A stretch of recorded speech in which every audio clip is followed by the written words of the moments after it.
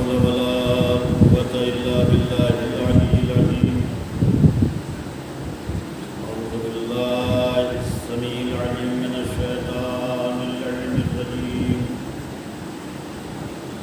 بسم الله الرحمن الرحيم.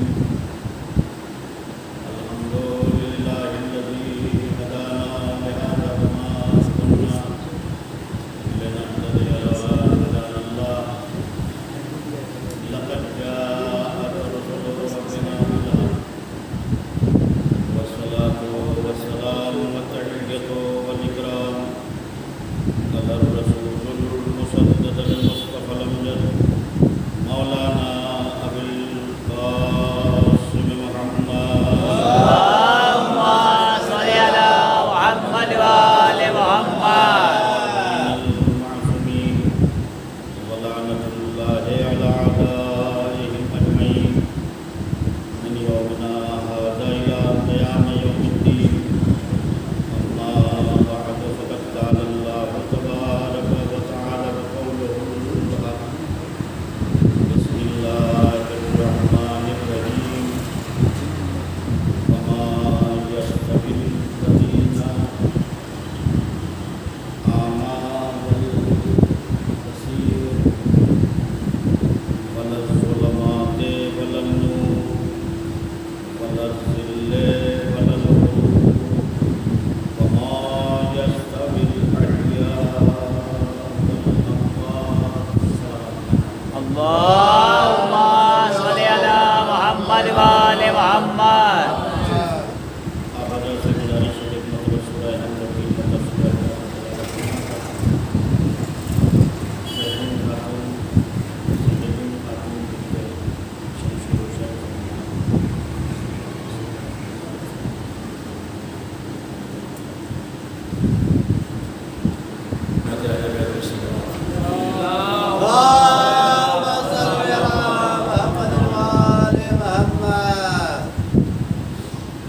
ارشاد پروردگار ہے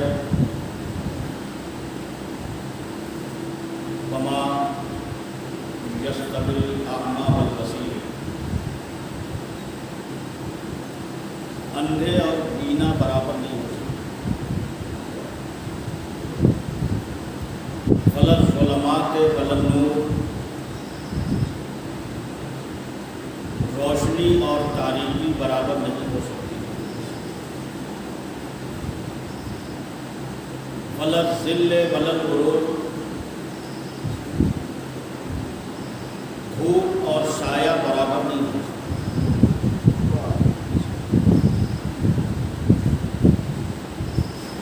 وما یستوی الاحیاء ولا الاموات، زندہ اور مردہ برابر نہیں ہوتا.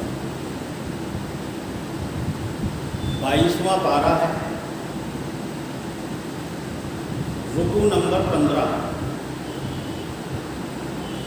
قرآن ہر ایک کے گھر میں ہے. پروردگار عالم نے کسی چیز کو ایک جیسا بنایا ہو وہ الگ بات ہے، لیکن عظمت کے اعتبار سے کوئی کسی کے برابر نہیں. دیکھنے والا اندھوں سے افضل ہے. نور تاریکی سے بہتر ہے. سایہ دھوپ سے افضل ہے. مردہ زندہ سے بہتر ہے.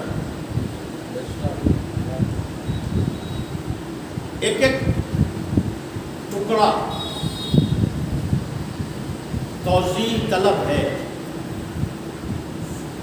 لیکن کم سے کم قرآن حکیم نے یہ تو ثابت کر دیا کہ جو لوگ ہر ایک کو برابر سمجھتے ہیں وہ برابر نہیں. بڑی عجیب بات ہے کہ نور والا ظلمت والے سے افضل ہے.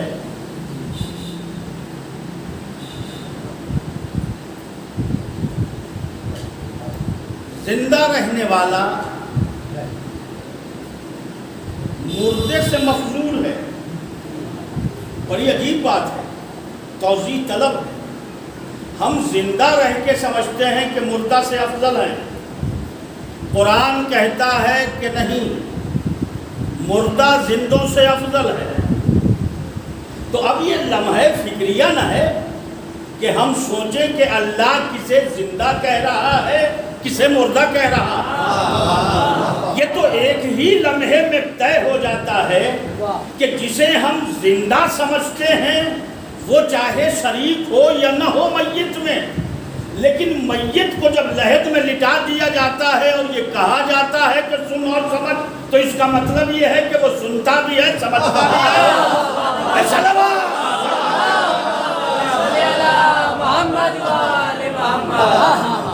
میرے عزیزوں، اب یہ عجیب بات ہے کہ قرآن کہتا ہے کہ ایک شے دوسرے سے افضل ہے. بدھ جمعہ سے بہتر نہیں. میں کیا کہہ رہا ہوں؟ بدھ جمعہ سے بہتر نہیں، جمعہ ہر روز سے افضل ہے. اب جمعے کو آپ بدھ سے ملا دیجئے تو یہ ممکن نہیں ہے، لیکن اگر جو جمعے کی اہمیت ہے وہ سمیٹ کے بدھ کو لے آئیے. بھائی صلوات پڑھیں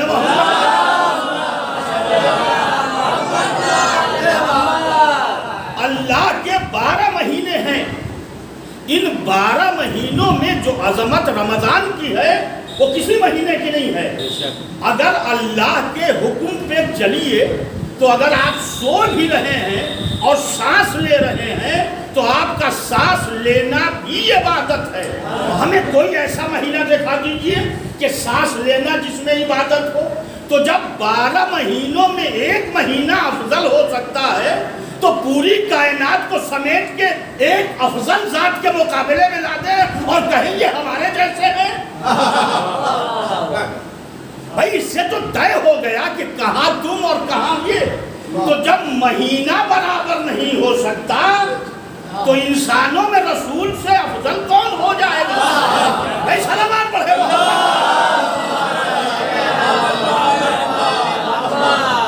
امام رضا علیہ الصلوۃ والسلام اپنے پورے خطبے میں ایک بڑی عجیب بات کہی کہ پروردگار عالم نے سب سے پہلے کیفیتوں کو پیدا کیا. کیفیت انسان کے اندر جو کیفیت ہوتی ہے اس کو اس نے پہلے پیدا کیا. یہ کیفیت اس وقت پیدا کیا کہ جب کوئی نہ تھا، لیکن وہ تھا جو خالق کیفیت تھا. توجہ، امام رضا صلی اللہ علیہ وسلم کا خطبہ ہے کہ پہلے اس نے کیفیتوں کو پیدا کیا. کیفیت بنتی ہے مزاج سے. کیفیت مزاج سے بنتی ہے اور مزاج بنتا ہے طبیعت سے. مزاج طبیعت سے بنتا ہے. جیسی طبیعت ہے، ایک شخص ہے جو بیمار ہے، اس کی عام طور کے اوپر ہم اپنے اعتبار سے کہیں کہ طبیعت خراب ہے. اب طبیعت خراب ہے تو آپ اچھی سے اچھی غذا اس کے سامنے رکھ دیجئے، اس کے لیے بے کیف ہے، اس لیے کہ طبیعت ہی صحیح نہیں ہے. تو جب طبیعت صحیح نہیں ہے تو مزاج میں ترسی ہے. مزاج جب کام نہیں کر رہا ہے تو ممکن ہے کہ اعضاء و جوارے بھی کام نہ کریں. کبھی کبھی ایسا ہوتا ہے کہ بیمار کے سامنے آپ اچھی غذا لے جائیے، وہ کھا رہا کہتا ہے کہ اچھی نہیں لگ رہی، ہٹاؤ اسے. اس کا مطلب یہ ہے کہ جو طبیعت اس کی ہے وہ طبیعت مزاج سے ملتی جلتی ہے، اس کا مزاج ہی اس لائق نہیں ہے. اور مزاج بنتا ہے تو کیفیتیں تبدیل ہو جاتی ہیں. سمجھ رہے؟ اللہ وہ ذات ہے، نہ اس میں کیفیت ہوتی ہے، نہ مزاج ہوتا ہے، نہ طبیعت ہوتی ہے. اس لیے کہ مزاج بدلتا رہتا ہے. کبھی درست مزاج ہے، کبھی اچھا مزاج ہے. طبیعت کبھی خراب ہوتی ہے، کبھی اچھی ہوتی ہے. جب یہ کیفیتیں ہوں تو کیفیت میں تبدیلی پیدا ہوتی ہے، کبھی کچھ ہوگا کبھی کچھ ہوگا. اور اللہ کی ذات ایسی ہے کہ اس کے اندر تغیر نہیں ہے. توجہ، اللہ کے اندر تبدل نہیں ہے. تو جب اللہ کے اندر تغیر نہیں ہے، اللہ کے اندر بدلنے کی صلاحیت نہیں ہے، اللہ جیسا ہے ویسا ہی رہے گا.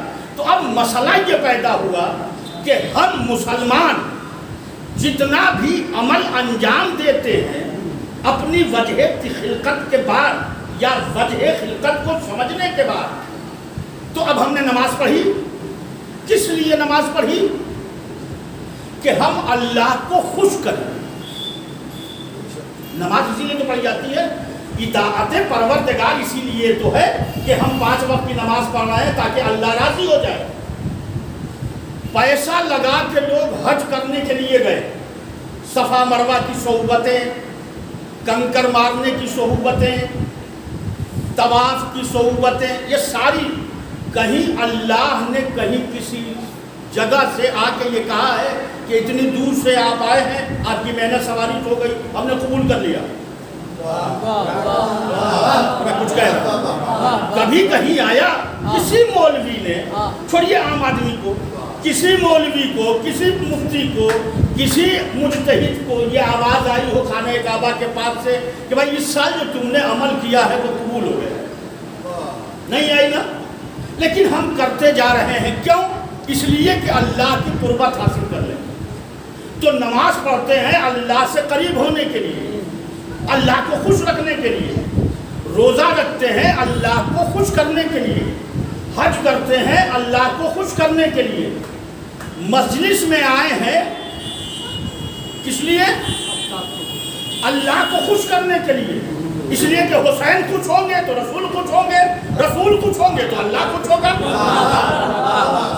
اس لیے تو ہم آئے ہیں. لیکن کہیں سے کوئی آواز نہیں آتی کہ اللہ راضی ہو گئے. آتا ہے، کسی نے سنا ہے کسی گاؤں میں، کسی شہر میں، کسی بڑی جگہ کے اوپر نہیں سنا، لیکن مسلسل ہم یہ عمل کیے جا رہے ہیں. تو اب مسئلہ کیسے حل ہو؟ آپ نے اتنا انتظام کیا اور ذاکر ہی آپ کا غائب ہو گیا، کیا ہوگا معاملہ؟ سب ختم. اس کا مطلب یہ ہے کہ اصل مسئلہ یہ ہے کہ مجلس ہو تو نمازیں، عبادتیں، بندگی، سجدہ، قیام، قعود، صلاۃ، روزہ، نماز، حج، زکوٰۃ، قرآن خوانی، سب کچھ کائے کے لیے ہے کہ ہم اللہ کو خوش کر لیں. خوشی اور ناخوشی یہ ہے کیفیت.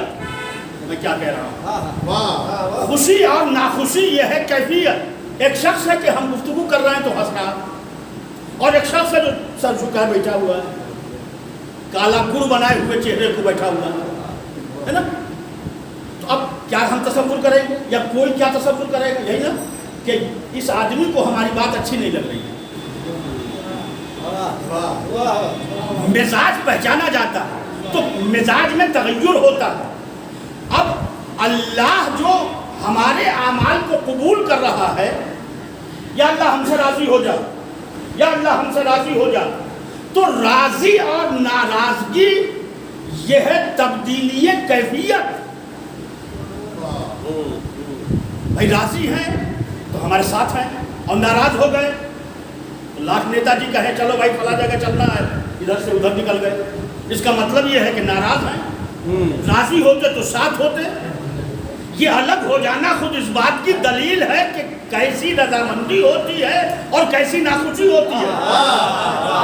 تو دن رات سارا عالم اللہ کو خوش رکھنے کے لیے، یا اللہ صبح کی نماز پڑھ رہے ہیں تیرے لیے، ظہر کی نماز پڑھ رہے ہیں تیرے لیے، عصر کی نماز پڑھ رہے ہیں تیرے لیے، مغرب کی نماز پڑھ رہے ہیں تیرے لیے، صدقہ دے رہے ہیں تیرے لیے، خیرات دے رہے ہیں تیرے لیے، امام بارے کا کام کر رہے ہیں تیرے لیے، روڈ کا کام کر رہے ہیں تیرے لیے، سب تیرے لیے ہے. تو راضی ہے کہ نہیں؟ تو اللہ کی رضا کا تو پتہ ہی نہیں، اس لیے کہ اس کو راضی کرے کیسے وہ دکھائی نہیں دیتا. اس کے اندر کیفیت نہیں ہے، اور کیفیت بنتا ہے مزاج سے.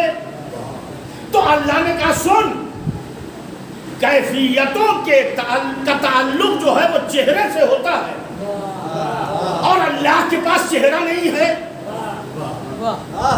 اللہ کے پاس چہرہ نہیں ہے. اللہ نے کہا اسی لیے ہم نے وجہ اللہ پہلے بنایا. ہم نے وجہ اللہ پہلے بنایا ہے. لوگ تعریف کرتے ہیں کہ کوئی کعبے میں آیا تو اللہ نے حکم دے دیا یہ وجہ اللہ ہے, یہ ید اللہ ہے, یہ لسان اللہ ہے. یہ کیفیتیں ہیں, اب انہیں خوش کرو, انہیں خوش کرو تو وہ خوش ہوگا. تو جنہوں نے انہیں خوش کیا اللہ ان سے خوش ہوا, جنہوں نے ان سے ناراضگی کی اللہ ان سے ناراض ہوا.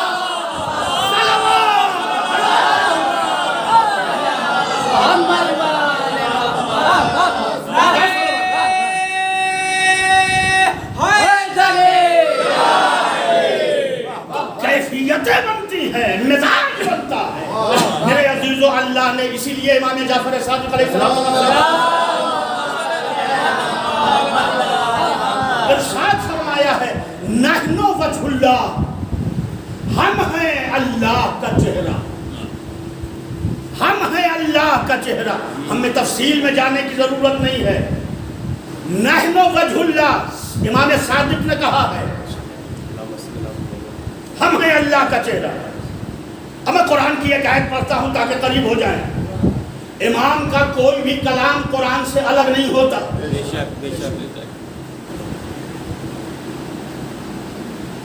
قرآن کہتا ہے کل من علیہا فان ویبقى وجہ ربک ذو الجلال والاکرام.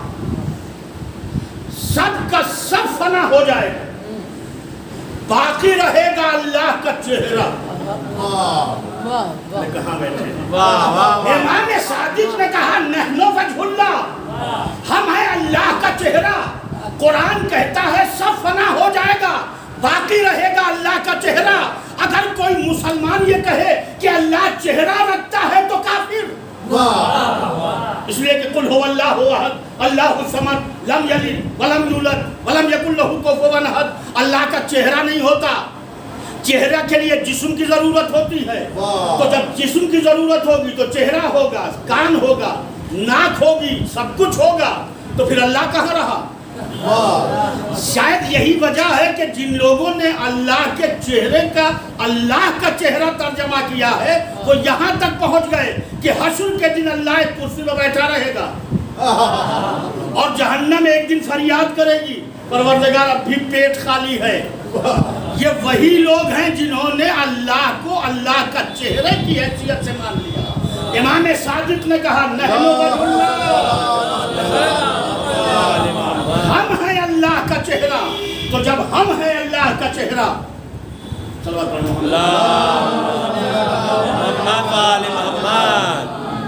ہم ہیں اللہ کا چہرہ, تو میرے عزیزو شاید یہی وجہ ہے کہ ہم اللہ کو راضی کرنے کے لیے پہلے ان افراد کو راضی کرتے ہیں. اس لیے کہ ہمیں پتا ہے یہ راضی ہوں گے تو وہ راضی ہوگا. جب یہی ناراض ہو گئے تو پھر خدا کیسے ناراض ہوگا؟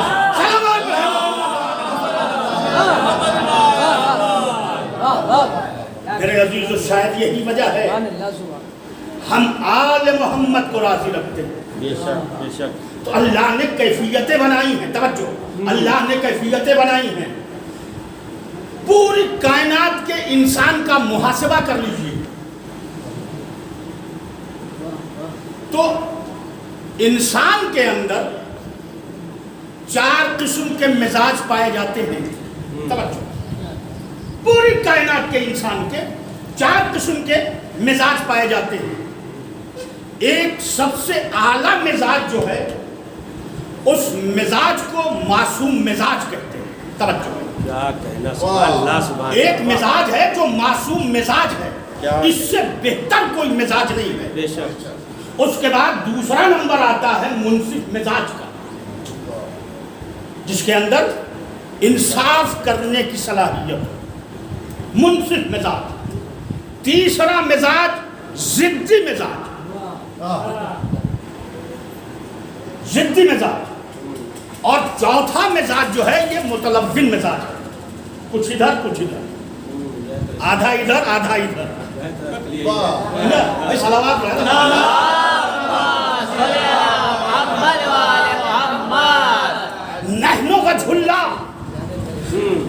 मासूम मिजाज होता है, उसका मिजाज उसकी रजा के सांचे में खड़ा रहता है। वो जो कहेगा उसकी रजा, इसका मिजाज ही रजाए इलाही के सांचे में डला है। ये कोई भी अमल करेगा तो अमल उसका होगा, लेकिन उस अमल को अल्लाह अपनी तरफ से मंसूब करेगा। क्या कहना, सुभान अल्लाह। ये है मासूम मिजाज। क्यों? इसलिए कि ये उसकी रजा लिए हुए इस कायनात में हमारे सामने हाथी बन के आया। अब ये जो अमल अंजाम देगा हिदायत के साथ अंजाम देगा। मुनसिफ मिजाज की मासूम मिजाज की पहचान ये है कि अमल पहले करता है, कुरान की आयत बाद में आती है।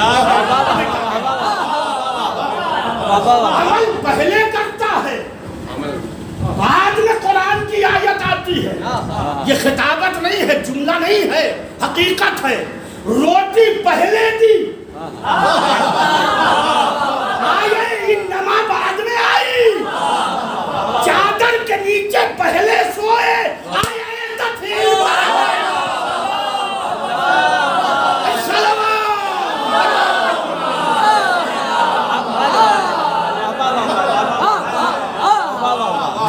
याद रखिएगा, जो मासूम मिजाज होता है वो अमल पहले करता है, कुरान की आयत तस्दीक बाद में करती है।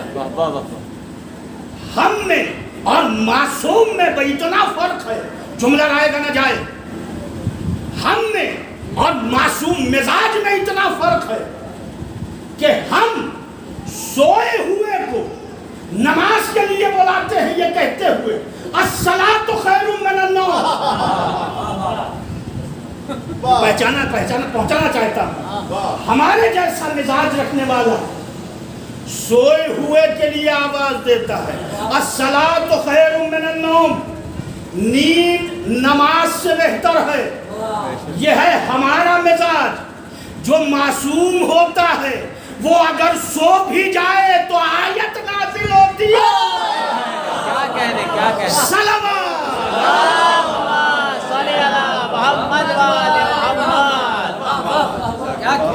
हमने और मासूम मिजाज में इतना फर्क है क्या कहना कि हमारे बच्चे अगर भूखे रहेंगे तो खाने का इंतजाम हम करेंगे। हमारे बच्चे भूखे रहेंगे तो खाने का इंतजाम हम करेंगे। मासूम मिजाज अगर भूखे रहे तो जन्नत से खाना आए। हमारे बच्चे अगर कपड़ों की उन्हें जरूरत है तो इंतजाम हम करते हैं। मासूम मिजाज बच्चों के लिबास की जरूरत होती है तो जन्नत से रिजवान का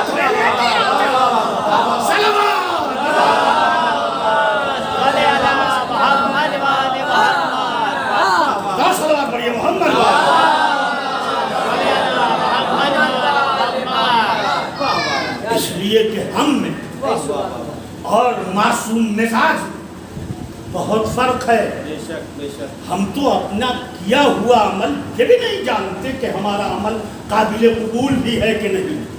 शक के दायरे में रहते हैं। इसीलिए नमाज शक्कियात हमारे लिए है। मैं क्या कहता हूँ, नमाज शक्कियात हमारे लिए है। हमें तो ये भी पता नहीं होता, कभी कभी ऐसे हम अल्लाह के दरबार में रह के गाफिल हो जाते हैं कि ये पता नहीं चलता कि तीसरी रकत है कि चौथी रकत है कि पांचवी, दूसरी रकत है कि पहली। इसे शक्कियात नमाज कहते हैं। क्या मासूम के लिए भी ऐसा ही है? हमारे लिए सूरज निकलेगा सामने रहेगा तो नमाज है, वरना कज़ा। मासूम मिजाज के लिए सूरज डूब भी जाए तो पलटा के साथ पढ़ लेते हैं।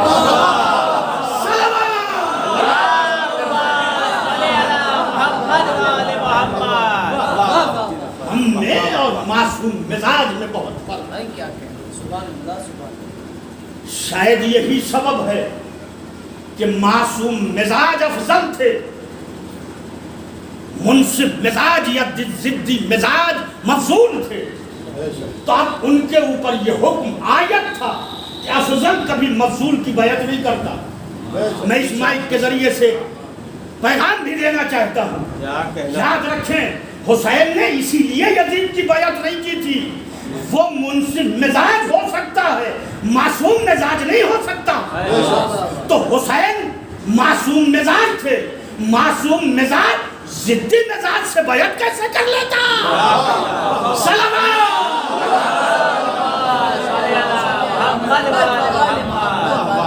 اسی لیے کہا تھا ہم جیسے تم جیسوں کی بیعت کرے گا۔ دیکھیے یہ نہیں کہا تھا کہ یزید تیری بیعت نہ کریں گے، یہ نہیں جملہ تھا۔ مجھ جیسا، قربان جائیں امام کا کلام ہے، مجھ جیسا تجھ جیسے کی بیعت نہیں کرے گا۔ حسین نے دربار ولید میں یہ فیصلہ کر دیا جو بھی حسینی مزاج ہوگا یزیدی مزاج سے بیعت کرے نہیں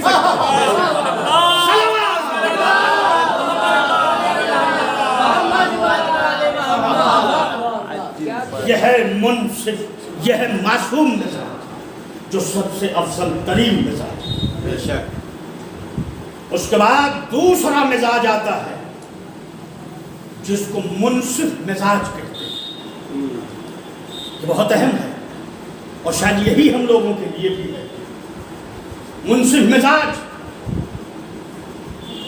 باتیں سب کی سنو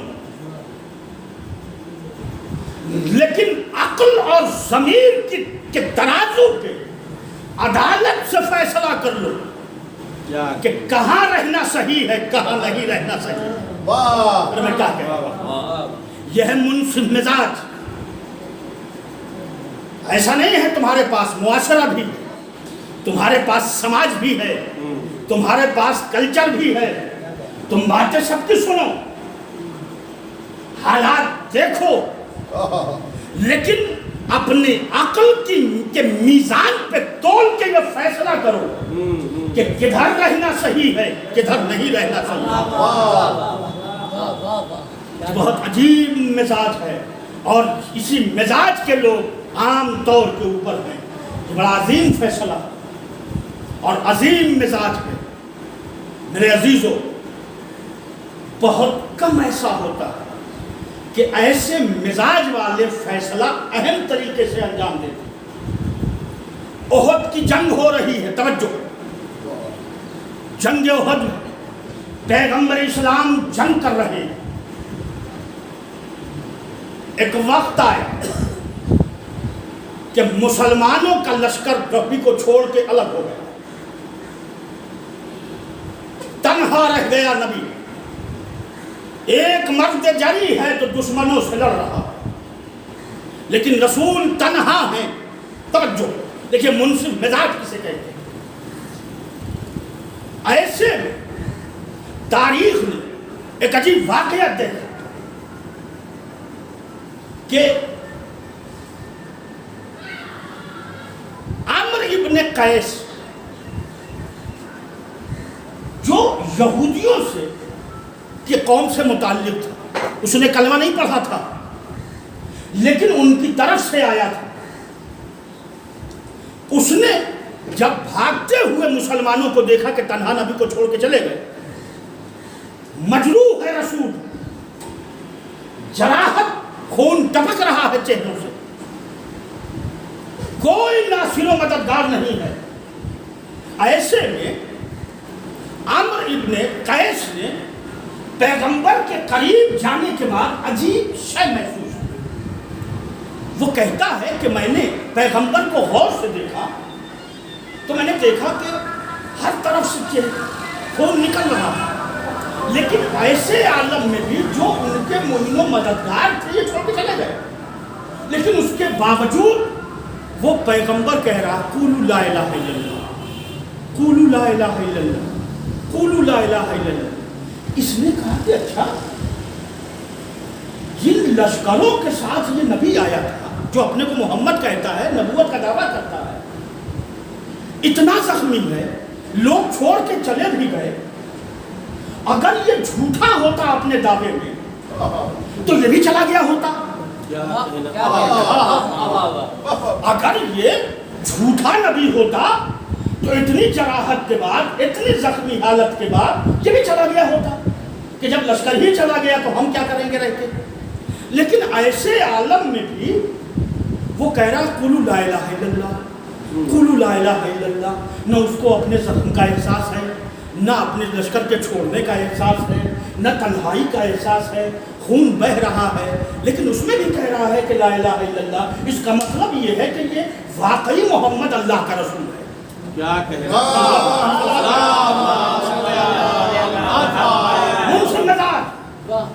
یقیناً یہ اللہ کا رسول ہے. دیکھیے ہے یہودی, ابھی کلمہ نہیں پڑھا, لیکن فیصلہ کیا کر رہا ہے. اگر یہ بھی جھوٹا ہوتا تو میدان چھوڑ کے چلا گیا ہوتا, زخمی چلا جاتے. لیکن زخمی حالت میں بھی کہہ رہا قولوا لا الہ الا اللہ, قولوا لا الہ الا اللہ. اس کا مطلب یہ ہے کہ اللہ کا سچا نبی ہے. قریب گیا, جانے کے بعد کہتا ہے جب سب چلے گئے تو آج کیوں نہیں. کہا میں نے بھی تو دعویٰ کیا ہے محمد اللہ کے رسول ہونے کی. کہا اس جراحت میں بھی. کہا میں اس وحدہ لا شریک کو مانتا ہوں. کیا کہنا کہ جس کے ماننے کے بعد جراحت کا احساس ہی نہیں. اب اس کی عقل مزاج کا فیصلہ کیا, آواز دیتا محمد میں اب تک یہودی تھا, لیکن یہ استقلال محمد دیکھ کر, کیا استقلال محمد دیکھ کر میں فیصلہ کرتا ہوں آپ ہاتھ بڑھائیے, ہم اسلام قبول کرتے ہیں.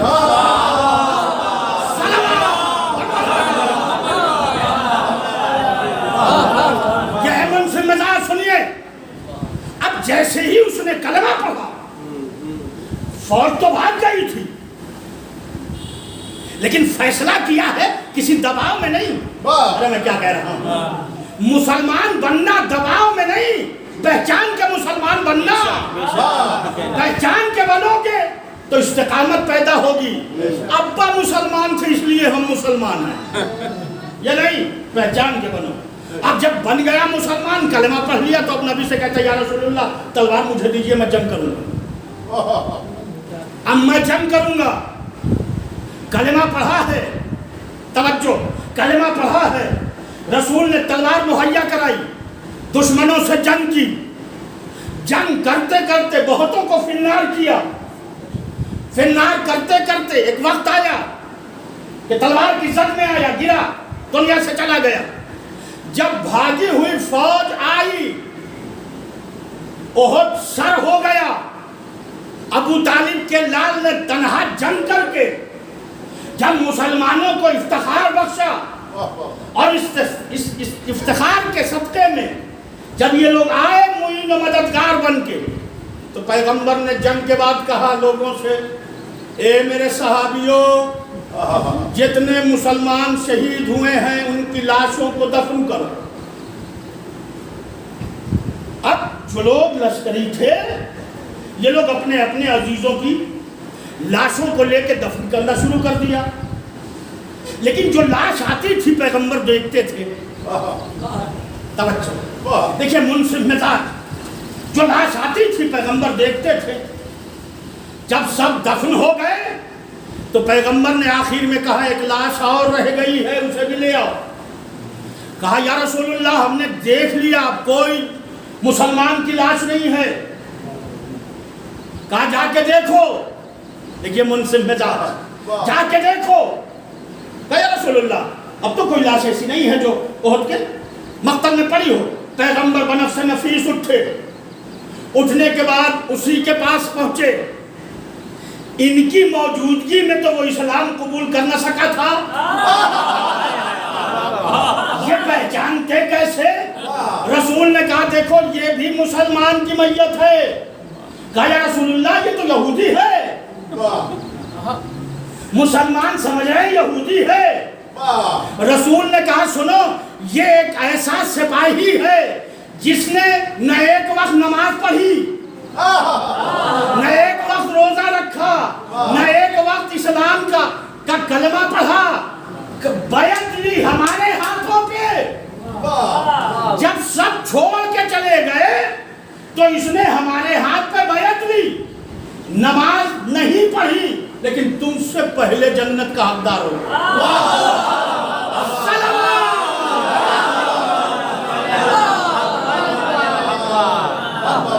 اسے کہتے ہیں منصف مزاج. کوئی دباؤ نہیں تھا, اپنے اعتبار سے اس نے فیصلہ کیا, اور اپنے اعتبار سے فیصلہ کرنے کے بعد اب دائرہ اسلام میں آیا. میرے عزیزو یاد رکھیں, یہ بڑا عجیب مزاج ہے. ہم اپنے کو ان سے ملا دیتے ہیں. ارے کہاں تمہارا مزاج, کہاں ان کا مزاج, کہاں تم کہاں وہ, کیا کہنا, کہاں پستی کہاں بلندی, کہاں کاٹا کہاں پھول, کہاں شبنم کہاں ریت, کہاں جنت کہاں دوزخ. ہاں کوشش کرو, حر بھی بن سکتے ہو, کیا کہنا, زبیدہ بھی بن سکتے ہو, کوشش تو کرو.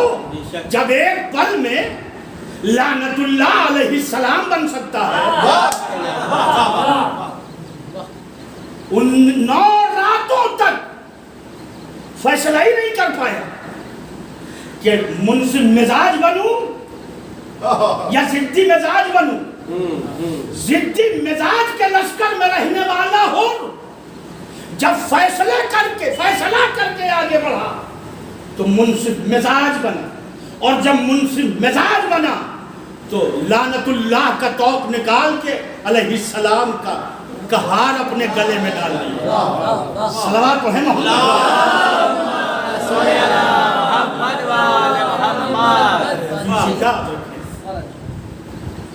یہ مزاج ہے انسانوں کا. ہم بھی ہیں پورے زمین پہ جتنے افراد ہیں,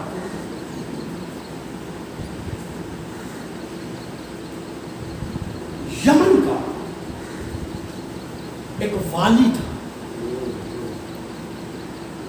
اس کا نام تھا حبیب مالک.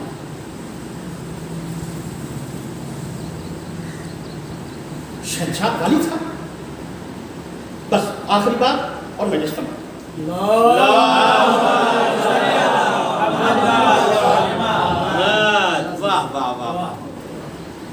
ایسے نہیں کہ مولانا تعریف کر دیا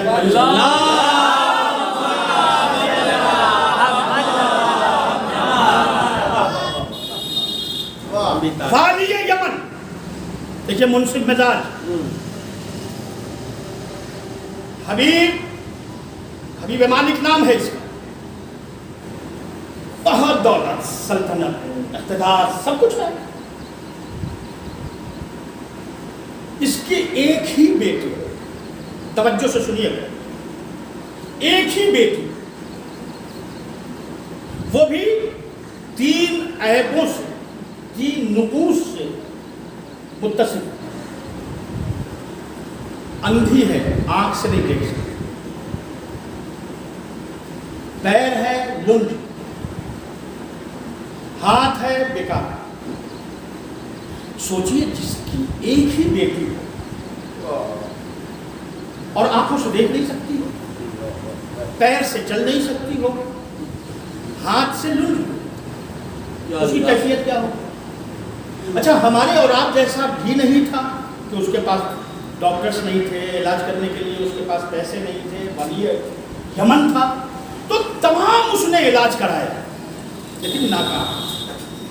اسی عہد میں کسی نے اس کے کان میں یہ کہا کہ ایسا ہے کہ اتنا تم علاج کر رہے ہو, ایک کام کرو, چلے جاؤ مکہ. مکہ جانے کے بعد اس کو خانہ کعبہ کے حرم میں ڈال. ایسے ہی تم نا امید ہو چکے ہو, یہ بھی اب صحیح نہیں ہونے والی ہے, اس سے بہتر یہ ہے کہ اس کو لے جا کے وہاں ڈال. اللہ نے چاہا تو اس کو شفا دی, اللہ چاہے گا تو شفا دے. چنانچہ والی یمن نے 20,000 کا لشکر تیار, اور تیار کرنے کے بعد یہ یمن سے مکہ آ گیا. یہاں جب آیا تو اس نے شہر میں داخل ہونے سے پہلے اپنا خیمہ لگا کے وہاں اس نے استقامت. جب رؤسائے مکہ کو علم ہوا کہ والی یمن آیا ہے تو یہ لوگ استقبال کے لیے والی یمن کے وہاں پہنچے. کون کون تھا اس میں؟ ابو لہب، ابو جہل، ابو سفیان. یہ والی تھے اس زمانے میں، سردار تھے. چنانچہ یہ لوگ وہاں گئے اور جب گئے تو والی یمن نے ان کا استقبال کیا. جو درباری انداز اور سردار کا انداز ہوتا ہے ضیافت کا، اس انداز سے کھانا پینا شروع. دوران میں گفتگو شروع. توجہ، دوران میں گفتگو شروع. اب جب گفتگو شروع ہوئی تو کچھ سماجی باتیں، کچھ سیاسی باتیں، کچھ ثقافتی باتیں، اسی میں مذہبی بات بھی آ گئی. تو ابو جہل نے کہا ایسا ہے کہ آپ تشریف لے آئے ہیں 20,000 کے لشکر کے ساتھ، اور آج کل ہم لوگ ایک ایسی آفت میں گھرے ہوئے ہیں کہ جس کا کہیں کوئی حل ہی نہیں نکل پا رہا. تو اس نے تجسس سے پوچھا کہ یہ بتائیے کہ کیا ہے، معاملہ کیا ہے؟ کہا رے بھائی ہمارے ہی خاندان میں، ہمارے ہی قبیلے میں ایک شخص ہے جس کا نام محمد ہے. صلوات پڑھیے.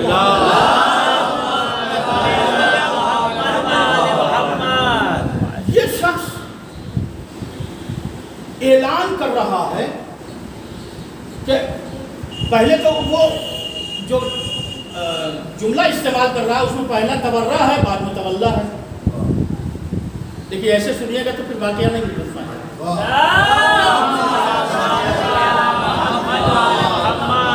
پہلے تورہ ہے، بعد میں تولا ہے. تو اس نے پوچھا یہ تولا اور تورہ کیا ہوتا ہے؟ کہا دیکھیے اصل میں وہ نعرہ لگا رہا ہے کہ لا الہ. تو لا الہ کیا ہے؟ یہ ہے تورہ، کوئی خدا ہی نہیں. اس کے بعد سے تولا پڑھ رہا ہے کہ الا اللہ، ہے خدا لیکن ایک ہے. تو اب تو ہم لوگوں کے لیے تورہ ہی ہے. ہم لوگ تو خاندانی ہے نا بھائی، چلا آ رہا ہے اس زمانے سے.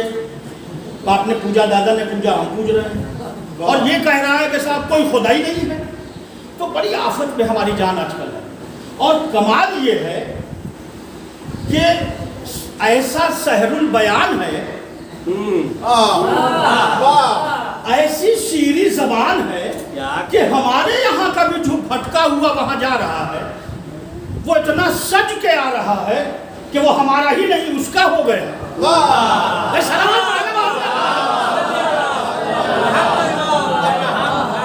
تو جو ہماری طرف کے لوگ جا رہے ہیں وہ بھی نہ جانے اس کی زبان صداقت میں کون سا کیف کہ جا رہا ہے ہماری طرف سے ہو کے آ رہا ادھر سے ان کا.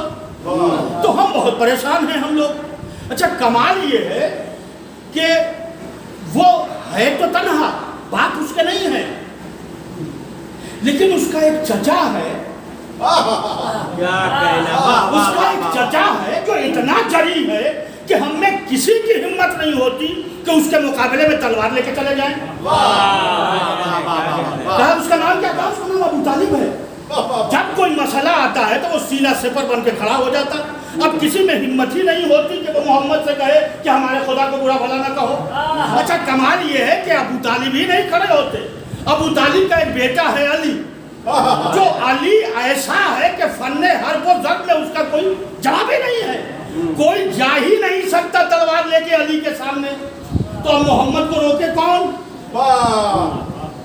محمد کو کون روکے؟ اتفاق یہ ہے کہ حضور آپ تشریف لے آئے. آپ تشریف دیکھیے، یہ جو آج کل کا ماحول ہے اس ماحول سے کتنا ملتا جلتا. کیا کہنا.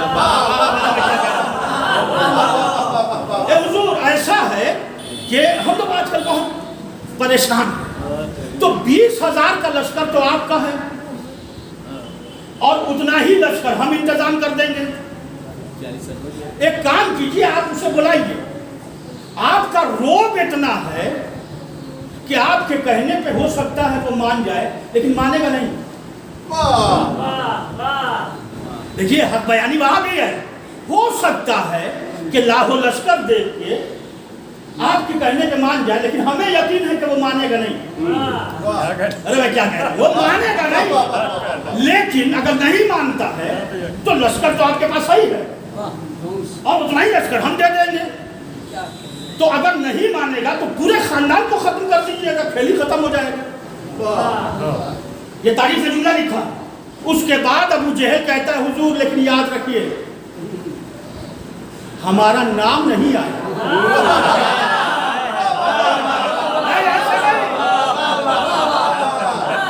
اس کا مطلب یہ ہے کہ یہ رائے دینے والے کل سے ہی ایسے تھے, آئینے کے سامنے کبھی دکھائی نہیں دیتے.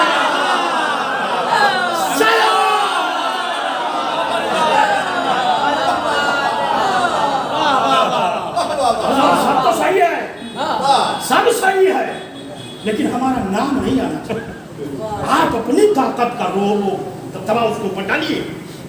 اچھا ٹھیک ہے, بڑا آدمی تھا, دولت مند تھا, اتنا چڑھانے کے بعد تو چڑھی گئے. ہمارے یہاں کہاوت ہے نا, بڑے آدمی کو ذرا لقمہ دے دیجیے کافی ہے, اس کا ساتھ پیچھے ہٹ جائیے. ارے صلوات پڑھے نا.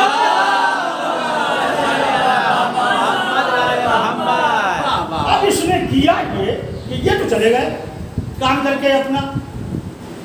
اب والی یمن کی پیشانی پہ بڑے ہونے کا کی لکیر کھنچ گئی. اس نے اپنے غلام کو بلایا. اس کے غلام کا نام تھا حر. تاریخ نے لکھا ہے کہ اس کے غلام کا نام تھا حر. حر کو بلایا اور بلانے کے بعد کہا کہ اچھا جاؤ تم, اور ایسے شخص کو کہ جس کا نام ان لوگوں نے لیا اسے بلا کے لے. یہ بھی اب تک چونکہ اسی کا غلام تھا, اسی انداز سے پہنچا. اب اس نے ادھر ادھر تلاش کیا, محمد کہیں دکھائی نہیں. کسی سے پوچھا کہ بھائی محمد کہاں ہے؟ کہیں نماز پڑھ رہے ہیں. اب جب یہ تلاش کرتا ہوا آیا تو اس نے دیکھا کہ یہاں حرم میں بیٹھے ہوئے نماز پڑھ رہے. اب یہ انتظار کرنے لگا.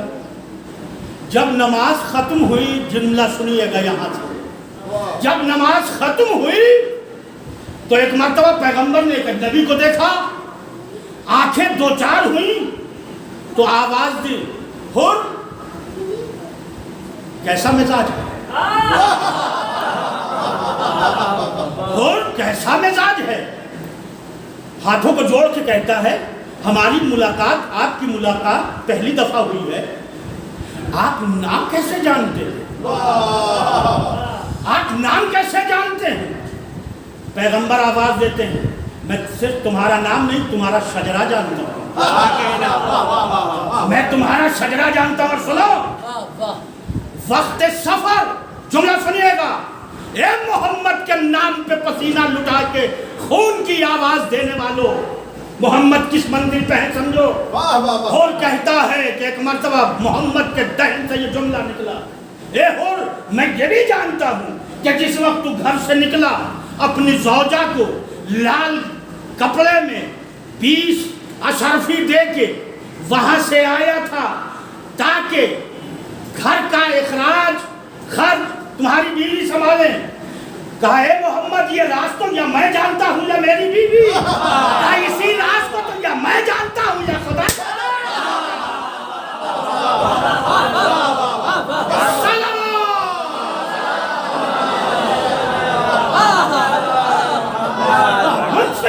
کسے کہتے ہیں میرے عزیزوں, ایک مرتبہ کہتا ہے محمد آپ کی صورت کو دیکھنے سے تو عقل آتی ہے. یہ کیا جملہ ہے, آپ کی صورت کو دیکھنے سے تو عقل آتی ہے. آپ ہاتھ بڑھائیں ہم کلمہ پڑھیں گے. کہا آیا کس لیے؟ پورا پیغام سنایا. کہا جب پیغام سنایا تو اب پھر جاؤ. کہا یا رسول اللہ جانے کی خواہش نہیں ہو رہی, آپ کو چھوڑ کے ادھر جانے کی خواہش نہیں ہو رہی ہے. محمد نے آواز دی اب تک ادھر کا بن کے آیا ہے, اب میرا بن کے جا. ابھی ادھر سے آیا تھا اس کا بن کے, اب ادھر سے میرا بن کے جا. اور جا کے کہہ دینا قربان جائے محمد کی فصاحت و بلاغت دینی نہ کے. آواز دیتے ہیں جا کے کہتے پیاسا کنویں کے پاس آتا ہے, کنواں پیاسے کے پاس نہیں جاتا. ارے میں کیا کہہ رہا ہوں, رسول نے کل ثابت کر دیا پیاسا کنویں کے پاس آتا ہے, امام بارگاہ میں بیٹھنا گناہ نہیں ہے، پیاسا کنویں کے پاس آتا ہے۔ عقیدت کی پیاس بجھاؤ، شرافت کی پیاس بجھاؤ، اپنے خون کی طہارت کا اعلان کرو۔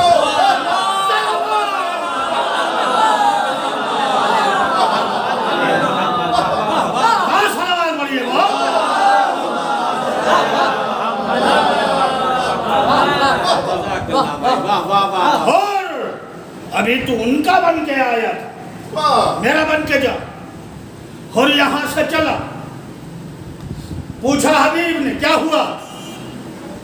کہا اس کے چہرے کو تو دیکھ کے عقل کا دروازہ کھلتا ہے، وہ اپنے دعوے میں صحیح ہے۔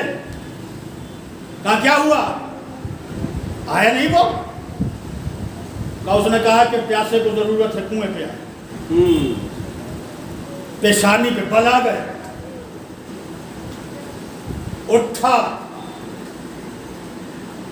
آیا پیغمبر کی خدمت میں، آواز دیتا کہ ہمارا کیا پیغام نہیں پہنچا آپ کے پاس؟ کہا بھائی حبیب، بھائی حبیب، میرا پیغام پہنچا؟ کہا تبھی تو آیا۔ کہا آپ آئے کیوں نہیں؟ کہا آپ کو میری ضرورت ہے، میری آپ کو نہیں۔ بے شک۔ کہا اچھا یہ بتائیے کہ آپ نے ہمارا نام کیسے جانا؟ کہا تم نام کی بات کرتے ہو، ہمیں پورا شجرہ جانتا ہوں۔ یاد رکھیے گا، شجرہ پیغمبر جانتے ہیں۔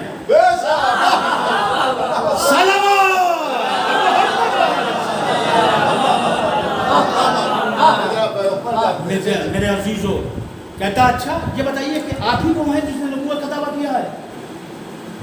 قربان جائے، جملہ سنیے گا بس، آپ ہیں وہ کہ جنہوں نے نبوت کا دعویٰ کیا؟ کہا نہیں، میں نے نبوت کا دعویٰ نہیں کیا، دعویٰ تو عیسیٰ نے کیا تھا۔ بہت آسانی سے سن لیا، دعویٰ تو عیسیٰ نے کیا تھا، پیدا ہوتے ہی کہا انی عبداللہ و آتانی الکتاب وجعلنی نبیّا، انی عبداللہ آتانی الکتاب وجعلنی نبیّا، میں اللہ کا بندہ ہوں، مجھے نبوت عطا کی گئی ہے اور صاحب کتاب ہوں۔ دعویٰ عیسیٰ نے کیا تھا، میں 40 سال تک تو خاموش رہا۔ اگر مجھے دعویٰ کرنا ہوتا تو پہلے ہی دن سے دعویٰ کیا ہوتا۔ میں نے 40 سال تک خاموش رہ کے لوگوں کو بتایا کہ میں نے دعویٰ نہیں کیا۔ 40 سال کے بعد اللہ نے کہا کہ اب دعویٰ کرو۔ میں نے نہیں کیا، اللہ نے کروایا۔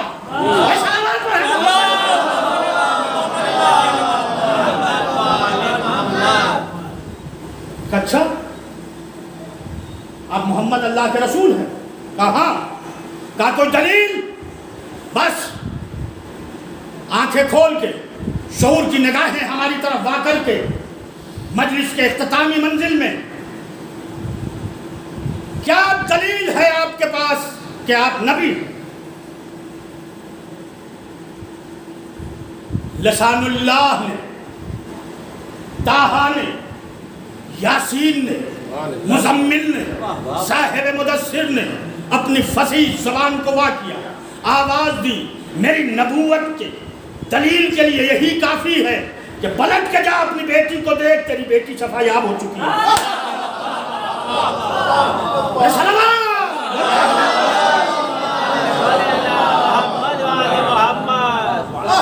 میری نبوت کا دعویٰ اتنا ہے، جب پلٹ کے دیکھ اپنی بیٹی کو، کیا کہنا، ظاہر ہے وہ آیا ہی اسی لیے تھا، اسے کیا ضرورت تھی کہ دعویٰ نبوت کا اور اس کا اور اس کا، وہ تو یہودی تھا۔ فوراً پلٹا۔ اب جب اس حجرے میں گیا جہاں اس کی بیٹی بیمار پڑی تھی، تو اس نے دیکھا کہ خیمہ گاہ کے سامنے کھڑی ہے، بڑی حسین تھی، بڑی خوبصورت تھی، ایسا لگ رہا ہے جیسے جنت سے حور آئی۔ کہا تو کون ہے جو ہمارے خیمے کے اوپر کھڑی ہے؟ پلٹ کے کہتی ہے بابا اتنی جلدی کیا تھی؟ بابا اتنی جلدی کیا تھی کہ پلٹ کے آ گیا؟ کہا میں تو دیکھنے آیا ہوں، کہا جس نبی کے پاس گئے تھے اس کی زبان کی صداقت ہی ایسی ہے کہ اس کی نبوت کے لیے یہ کافی ہے. پہلے کلمہ پڑھا ہوتا بعد میں مجھے دیکھا ہوتا.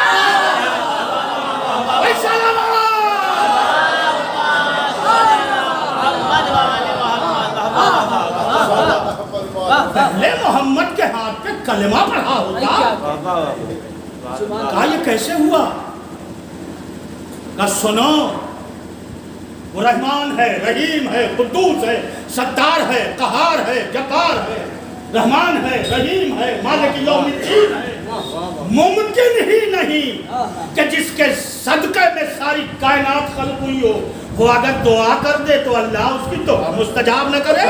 یہ محمد کی نگلی ہوئی دعا تھی کہ ہم دیکھنے کے لائق ہو گئے، ہاتھ کام کرنے لگا، پیر اس لائق ہو گیا، دوڑا ہوا پہنچا، آواز دی بیٹی نے پہلے، تم نے محمد کو اپنے جیسا سمجھ لیا ہے. اب حبیب وہاں پہنچا، پہنچنے کے بعد کہتا ہے لائیے اپنا ہاتھ بڑھائیے. اب تک یہودی تھا، اب تک میں دوسرے مذہب پہ تھا، لیکن اب آپ ہاتھ بڑھائیے، ہم آپ کے ہاتھ پہ بیعت کرتے ہیں. میرے عزیز و تاریخ لکھنے والے نے لکھا ہے حبیب وہ تنہا والی یمن تھا اس وقت جس نے محمد کے ہاتھ پہ بیعت کی، اور یہ بیعت چھپائے رکھا اس وقت تک جب تک دنیا سے گیا نہیں.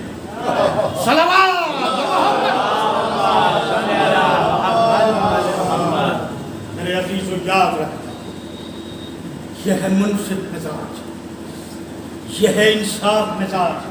کیا یہی انصاف مزاج تھا؟ ایک بیٹی محمد کے کہنے پہ صحیح ہو گئی تو وہ محمد کا کلمہ پڑھ بیٹھا.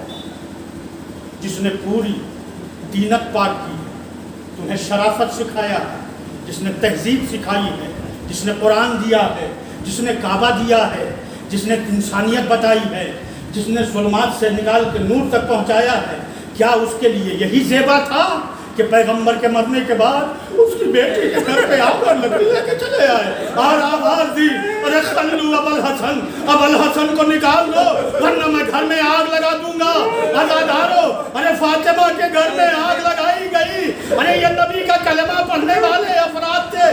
عزادارو، ارے ماں ہے، گھر میں ماں ہے، جلتا ہوا دروازہ ارے ایسے گرایا جب جلتا ہوا دروازہ ارے ماں کے پہلو پہ پڑا، آواز دی فضا. جزاکم خیر الجزا.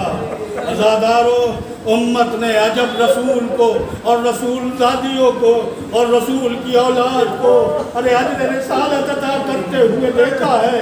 میرے عزیزو، یہ وہی مدینہ ہے جہاں رسول کی عزت تھی، یہ وہی مدینہ ہے جہاں رسول کا وقار تھا.